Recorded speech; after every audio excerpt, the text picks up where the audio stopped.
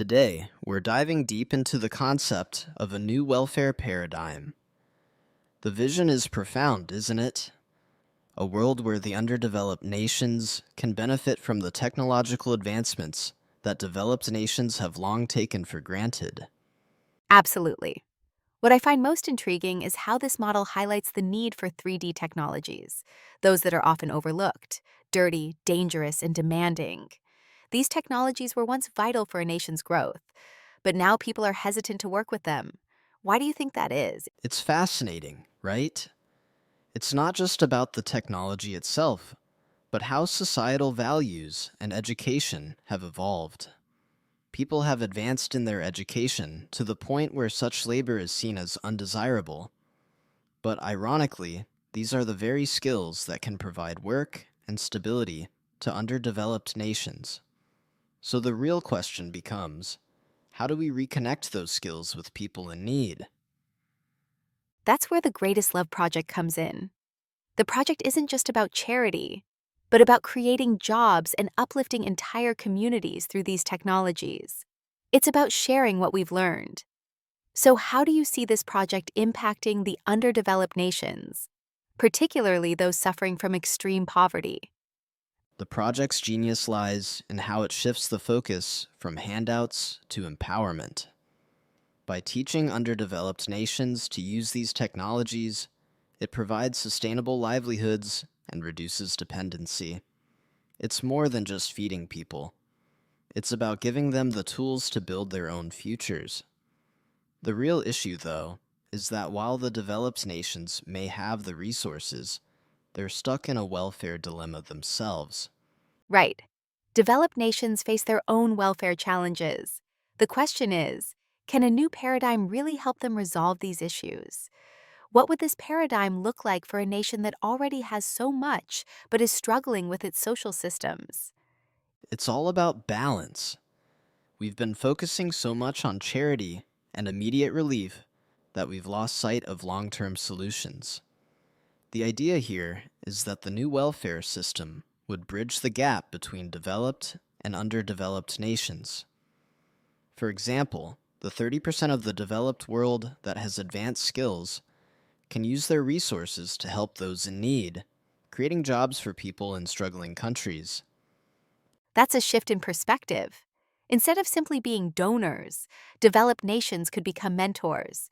But the ultimate challenge is to get people, especially those who've grown comfortable in their own systems, to embrace this new way of thinking. Exactly. That's where education comes in.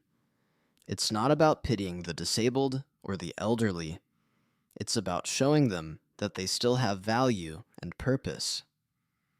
This new welfare paradigm requires everyone, regardless of their status, to contribute in some way, whether it's through intellectual work or by helping others understand the lessons they've learned.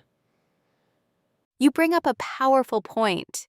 The idea that the disabled and elderly are not just recipients of charity but active members of society is a game changer. It challenges people to rethink their roles and responsibilities. In a way, the disabled could even become life coaches, sharing their wisdom on how hardship shapes us. It's a radical shift, isn't it? But it's one that acknowledges human dignity and purpose, even in adversity. If we begin to view these individuals not as burdens, but as vital parts of society, we can create a healthier, more balanced world. But it starts with each individual being accountable for their role in society. And that brings us back to the idea of self-reflection, doesn't it? Whether it's the elderly, the disabled, or even the able-bodied, everyone has a responsibility. This isn't about saving people. It's about teaching them to find their own strength and purpose. Exactly. This shift in thinking is what could ultimately free the world from the cycle of welfare dependency. When we all start contributing, in whatever form that may take, we can move towards a more sustainable and humane way of living. And that's where the Greatest Love Project can truly make a difference. So it all boils down to a collective responsibility, right? No one should be left out or treated as inferior. Instead, every person, regardless of their circumstances, can contribute to society in meaningful ways. It's all about finding the right balance and learning from one another. Absolutely. If we want a truly welfare oriented world, it starts with everyone being awakened to their purpose. The challenge, of course, is making that happen on a global scale. But that's the kind of vision we need if we're ever going to break free from the old systems. A new welfare paradigm that focuses on empowerment over charity. It's a powerful thought, and one that's desperately needed in today's world. The future, as they say, depends on what we do today. And perhaps the real lesson is that we all need to be active participants, not just passive recipients of whatever comes our way. If we can change our mindset, we can change the world. Definitely. The change starts with us, and it starts now. Well, that's all for today's discussion.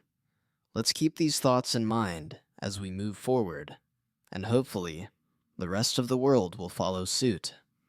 Agreed. It's time for a new chapter in welfare, one where we all have a role to play.